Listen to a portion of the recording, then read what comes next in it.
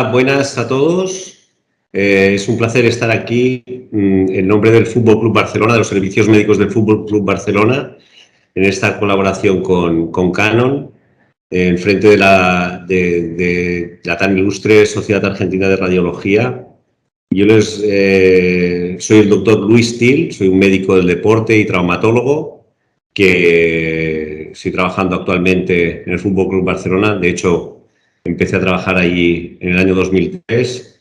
He sido también traumatólogo de hospital y también he tenido unos años de trabajo en el Centro de Alto Rendimiento Olímpico Español y en algunos clubes europeos como el Benfica de Portugal y el Mónaco de la Liga Francesa.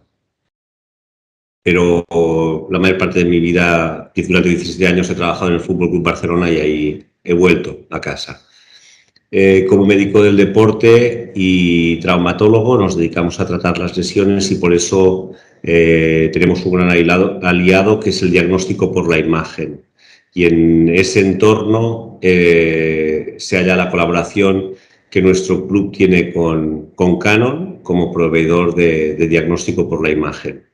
Yo les voy a hablar sobre todo de nuestra experiencia y en qué algunos aspectos que nosotros consideramos que el ultrasonido incluso puede llegar a ser superior a la resonancia magnética en el uso de la imagen. ¿De acuerdo? Pues voy a empezar con la presentación.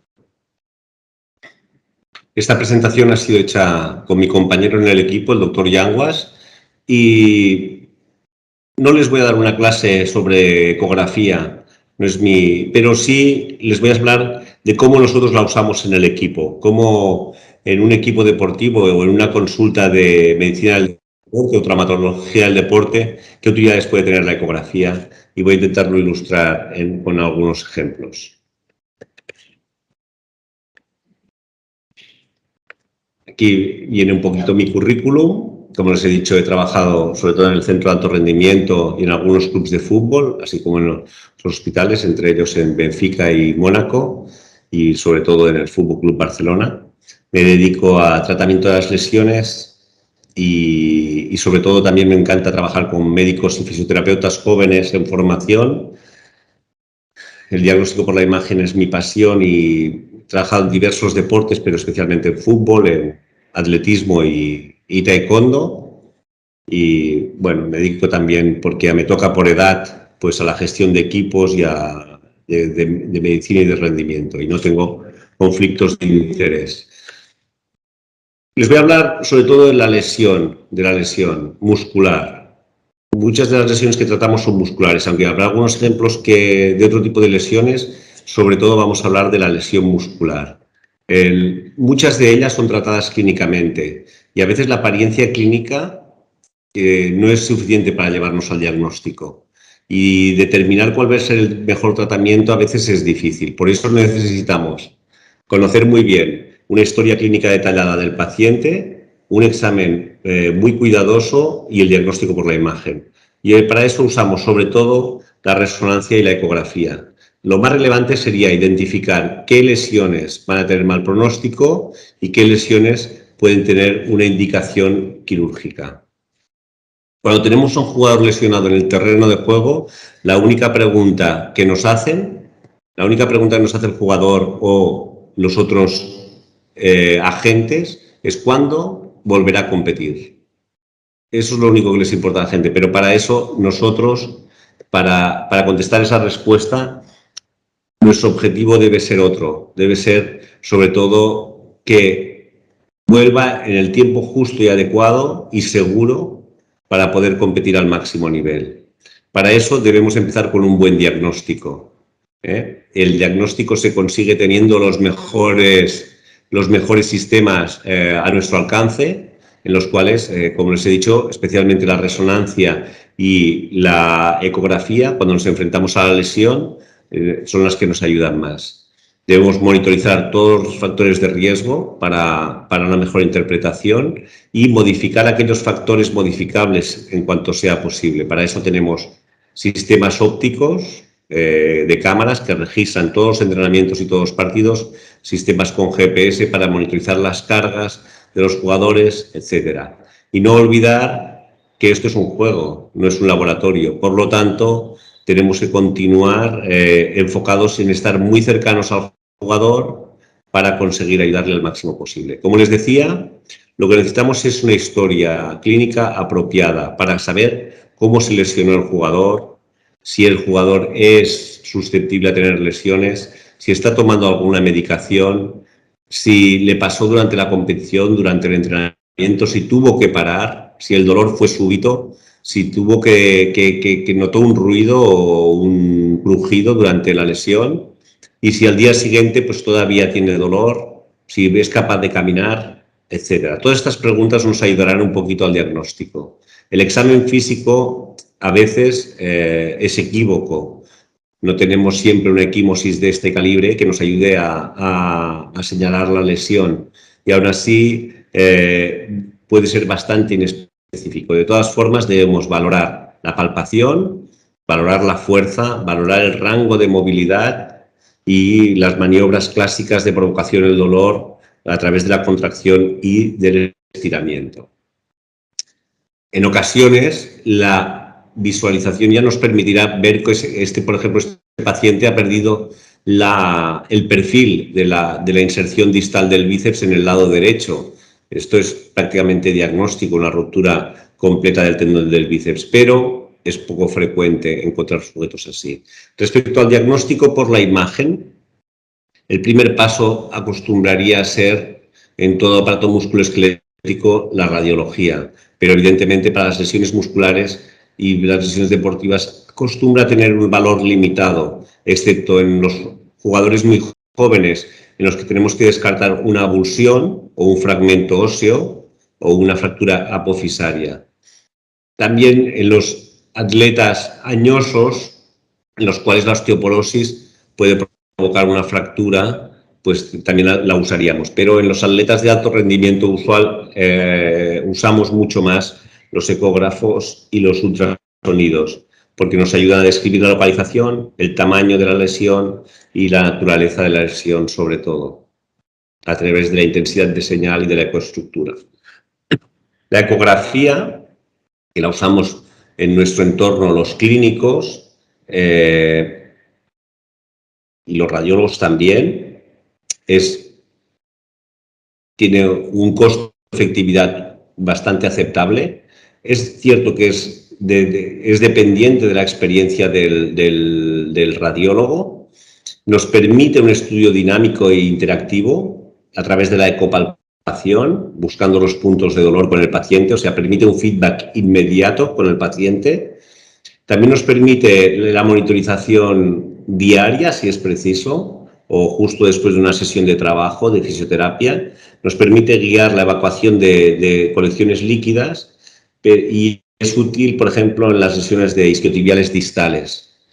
Sin embargo, la resonancia, que debemos exigir al menos un protocolo estandarizado en el que al menos haya 2 planos ortogonales y que haya como mínimo un plano sagital, hay como mínimo un plano axial y un sagital o coronal, o mejor los 3 planos, y al menos una de las secuencias de supresión grasa o STIR nos servirá para evaluar mejor cómo están de implicadas los tendones, la fascia y el tejido contráctil, distinguir entre las diversas estructuras.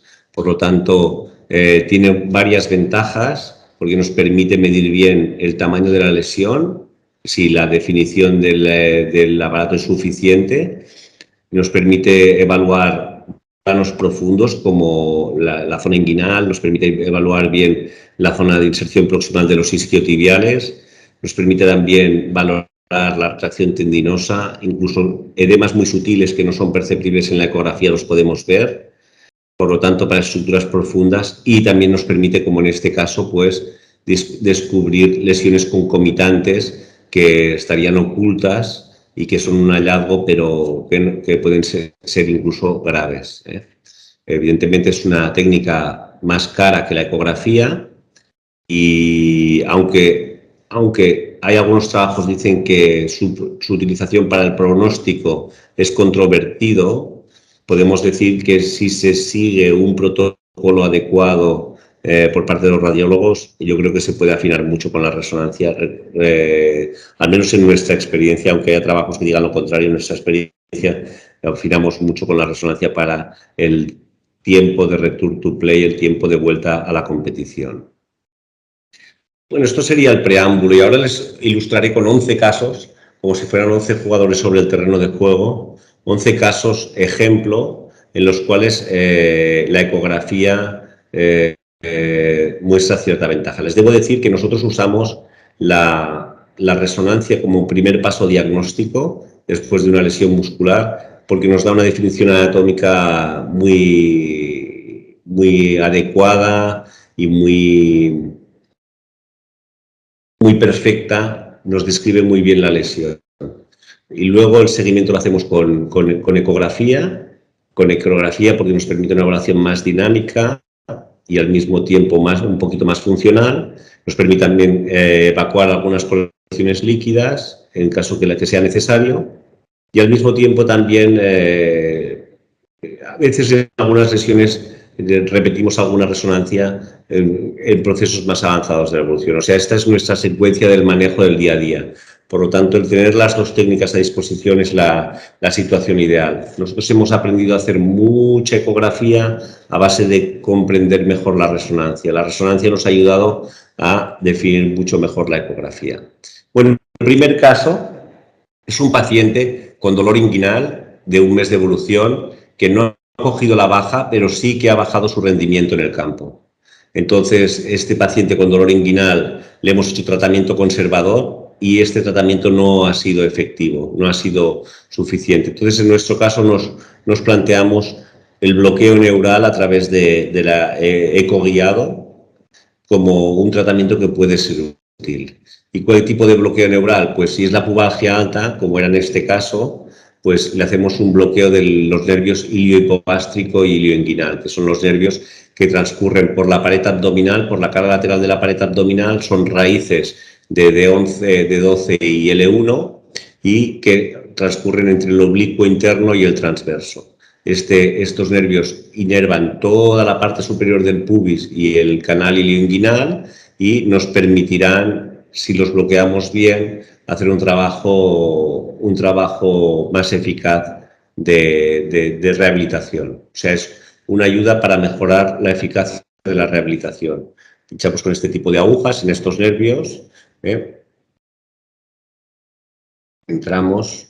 Esta es la pared abdominal, la cresta ilíaca. Aquí en el fondo tenemos el psoas y lo que pretendemos es bloquear estos nervios en este espacio interfacial y ahí los bloqueamos con un anestésico de vida media larga, mepivacaína o bupivacaína, y como es una inyección intrafascial lo hacemos con bastante líquido. O sea, con esto tendríamos una de las primeras utilidades que usamos en nuestro día a día, la ecografía en un equipo, para guiar inyecciones, infiltraciones en este caso.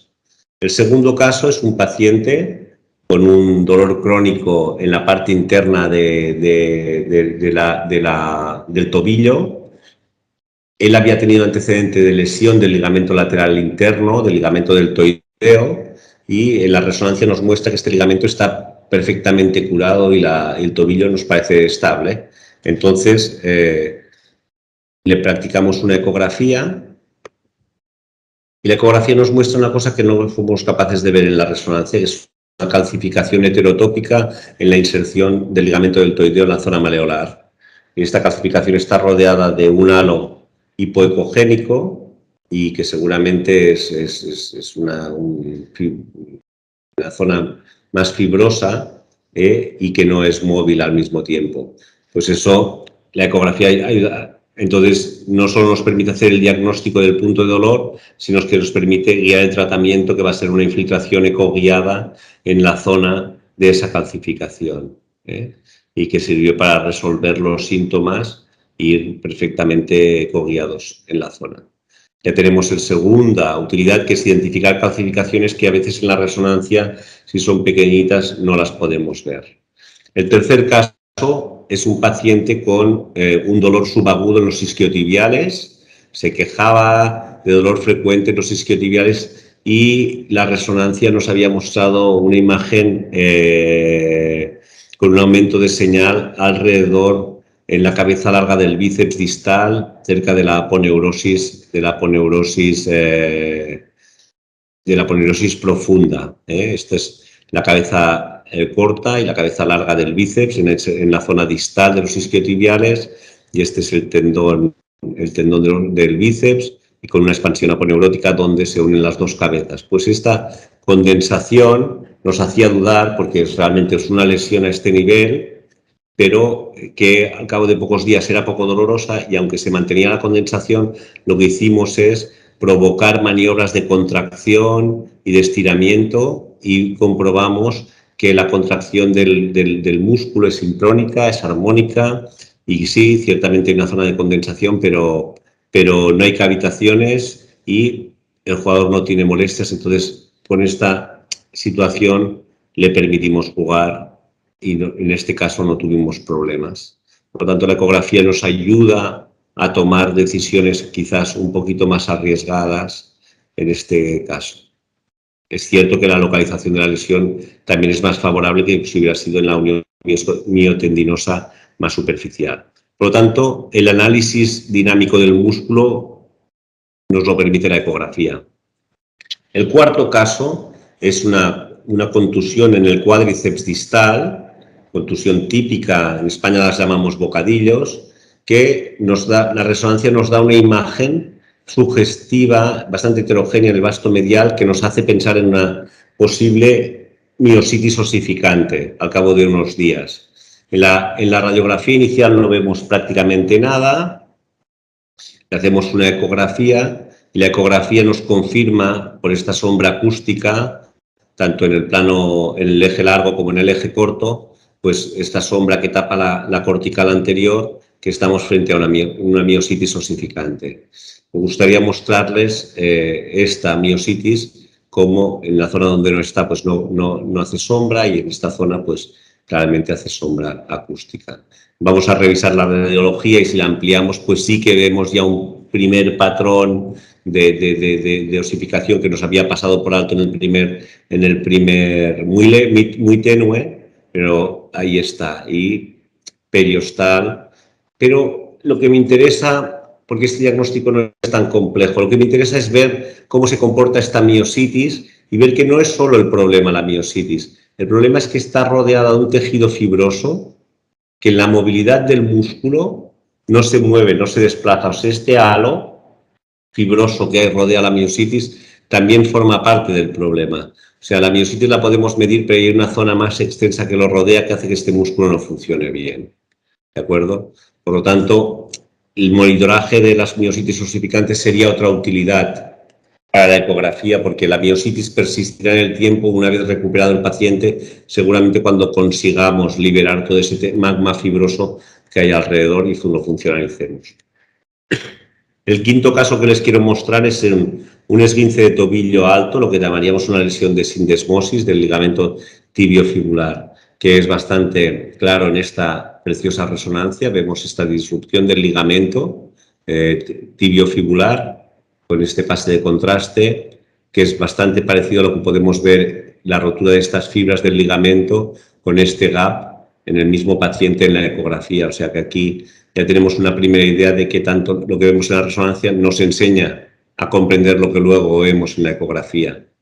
Estamos ante una lesión de la sindesmosis. Bueno, ya la tenemos diagnosticada. Ahora queremos saber si puede o no puede jugar el próximo partido, porque nos dice que tiene algún dolor y tal. Entonces vamos a ver cómo se comporta dinámicamente. Y cuando sometemos a presión en la camilla con nuestros dedos, o sea, no mucha presión al peroné sobre la tibia, pues vemos que, pum, se abre. Pum, se abre. Entonces, estamos ante una sindesmosis un poquito inestable, que no le va a permitir al jugador, hasta que no se estabilice un poquito más, le tenemos que dar un poquito más de tiempo que cicatrice para que le permita al jugador volver a jugar de forma satisfactoria. O sea que la movilidad de las articulaciones, de la estabilidad, es otro valor de la ecografía. El caso número 6 sería un jugador que tiene un seroma postquirúrgico después de haber sido operado de un menisco externo. Aparece esta colección líquida en la cara lateral de la rodilla. Entonces, lo vemos por ecografía y vemos una imagen muy parecida a la que tenemos aquí. Bueno, si la lateralizo, verán que es prácticamente idéntica y es superponible a la que habíamos visto antes. Pues vea, ¿de dónde viene este líquido que llena esto? Pues viene del interior de la rodilla, y eso con la resonancia no lo podía saber. Cuando yo presionaba sobre la rodilla, el líquido se llenaba, y con el efecto Doppler veo incluso lo que podía ser una fístula interna que rellena la cavidad. Por lo tanto, abordar esta cavidad sin abordar la fístula no tiene sentido, porque esta cavidad tiene una comunicación interna que es la que la está rellenando. Bueno, ahí tenemos otra indicación de la ecografía, que es el estudio de quistes y de fístulas, que puede ser tan útil.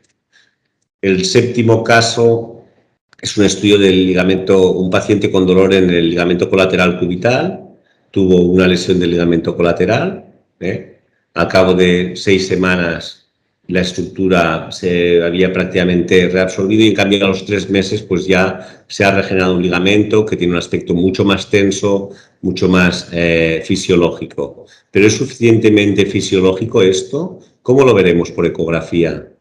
Aquí lo tienen. Tiene una buenísima correlación, fémur, tibia, menisco, ligamento colateral medial. Pero ¿cuál es su función? Pues la función es que le vamos a someter a cargas de valgo,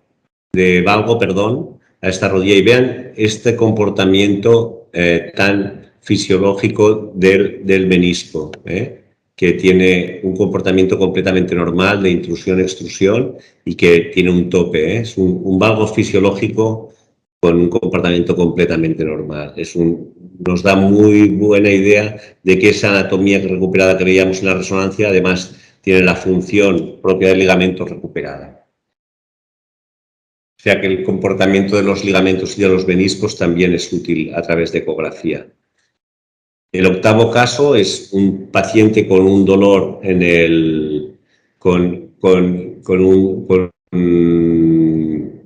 un dolor ya de largo tiempo de evolución sobre una lesión que tuvo en la inserción proximal del recto femoral. Le hacemos una ecografía, aquí tuvo una lesión antigua, pero ahora vemos que nos ha aparecido este edema alrededor de la inserción indirecta, ¿vale? Entonces ahí tenemos algunas dudas, le hacemos una ecografía y lo que vemos es que esa inserción indirecta tiene algunas calcificaciones, y que esas calcificaciones de hecho se comportan como si se hubiera fragmentado, como si fuera una calcificación única que se nos hubiera fragmentado por falta de elasticidad. Ante esto vamos a comprobarlo mediante radiografía, en este caso sí que vemos la calcificación y la puntita de la calcificación que se ha desprendido, y es el dolor que ha aparecido de nuevo sobre una lesión antigua. Bueno, aquí la ecografía nos ha ayudado a buscar calcificaciones, como habíamos dicho antes, y nos ha ayudado también porque aquí el procedimiento ecoguiado, estamos ante una calcificación heterotópica, por lo tanto no tenemos ningún reparo en infiltrarla con anestésico que va a permitir al jugador pues, jugar un partido. Aquí vemos cómo infiltramos la zona alrededor de la calcificación con un anestésico. Bueno, el manejo de tendones calcificados, el seguimiento sería otra indicación. El jugador número 9 será un jugador con un dolor crónico en la parte interna de la rodilla, tuvo una lesión este ligamento 5 años antes y lo vemos completamente curado y normal, no nos llama nada la atención, está perfecto, pero fíjense, en la ecografía vemos una irregularidad cortical que coincide con la zona de dolor, y esta zona en la resonancia no es tan visible. La definición cortical es mucho mejor cuando es superficial en la ecografía que en la resonancia. O sea, la superficie de los huesos corticales, cuando son superficiales, es muy útil el estudio por ecografía. En 10º lugar, les voy a hablar de un jugador con una rodilla del saltador, con un dolor en la punta de la rótula. Y la imagen nos muestra, es bastante similar lo que vemos en la resonancia que lo que vemos con la ecografía. Es bastante superponible, ¿eh? Vemos una imagen de crecimiento apical de la patela en la parte distal. Vemos un gap del tendón que no llega a insertarse en el hueso. Parece bastante claro, y vemos una atrofia del tejido de Hoffa, del tejido graso retropatelar, que no cubre todo el tendón, sino que se queda aquí cortito, pues por lo que sea, ¿no? Entonces, con esta imagen, la ecografía nos permite, evidentemente, ver que se asocia un incremento de la microvascularización en la zona, y al mismo tiempo el gap, simplemente con una presión, si teníamos alguna duda, pues se hace mucho más evidente y vemos que cuánto de insuficiente es esta inserción. Por lo tanto, el 10º lugar sería el estudio del jumper knee, en el cual es más completo mediante la ecografía que mediante la resonancia. Y por último lugar, les voy a hablar de un paciente que tiene dolor en la inserción del recto femoral, en la parte interna de la pierna, y aquí aplicamos una técnica que nos gusta mucho. Quizás aquí hemos sido un poquito pioneros ya hace unos años en hacer la técnica de fusión, pero eso ha sido mucho gracias a la colaboración con los amigos de Canon, de llevar la técnica de fusión a la medicina del deporte, a la traumatología del deporte. Y aquí estamos haciendo ecografía simultáneamente al que analizamos la resonancia, y vemos el borde de la espina ilíaca anterior superior, la masa del iliosoas que lo cubre y el sartorio en la zona de la espina ilíaca anterior superior, donde vemos el refuerzo del tendón directo del recto femoral que se inserta aquí. Si desplazamos el ecógrafo distalmente, podemos ver que están bien sincronizadas las imágenes en fusión, iliosoas, el sartorio que se va a decusar internamente y el tendón directo que ya se ha despegado de la espina ilíaca anterior superior, y empezamos a intuir aquí una estructura aquí un poco ondulada, que es el tendón indirecto, que no se visualiza tan bien en la ecografía, aunque es cierto que si nos vamos distalmente veremos esta sombra acústica que nos tapa el tendón donde debería estar el tendón directo. Aquí, con la técnica de fusión, evidentemente llegamos a comprender muy bien cuán útil es una técnica para complementar a la otra y cuánto nos ayuda para estudiar. Por aquí podíamos tener dudas si había una lesión en el recto interno en la indirecta, pero vemos que está perfectamente, y completamos el estudio bajando más a la zona más distal, la cabeza del fémur, el iliosoas, el sartorio que se decusa sobre ya el inicio del vientre femoral del recto femoral. Por lo tanto, en estructuras complejas tridimensionales, la fusión en tiempo real entre resonancia y ecografía nos ayuda muy bien a comprender la anatomía de la lesión y la anatomía de las estructuras. Y esto vuelvo a lo que os he dicho al principio. Amamos como clínicos y amamos la ecografía, tener a nuestro lado a radiólogos que aman la medicina del deporte nos ha ayudado a comprender mucho mejor las lesiones, y hemos aprendido mucho. No por tener más acerca la ecografía dejamos de usar la resonancia, sino que cada vez quizás somos más demandantes de la imagen, porque nos ayuda a comprender la lesión y sobre todo que ya no todas las lesiones se pueden tratar igual. Primero tenemos que etiquetarlas bien, y para eso el diagnóstico por la imagen es fundamental. Bueno, estos son los casos que les he hablado, y no es una presentación exhaustiva de todas las ventajas, pero sí que algunos han sido reflejados lo que usamos en el día a día. De hecho, todos estos casos los hemos tenido durante la temporada anterior, o sea que simplemente nos hemos ido a buscar los últimos en los que nos ha sido útil, Y para hacer un poquito de resumen, es que la resonancia es mejor para la valoración estructural, aunque la ecografía nos permite una valoración funcional y nos valora la inflamación, los desplazamientos de los tejidos, ya sea mediante movimientos pasivos o contracciones activas. nos permite evaluar algunas cargas, las calcificaciones son muy útiles la ecografía para guiar tratamientos y nos da un feedback inmediato del paciente. Muchas gracias a todos. Ahora espero sus preguntas. Gracias por su atención. Espero que les haya interesado la charla.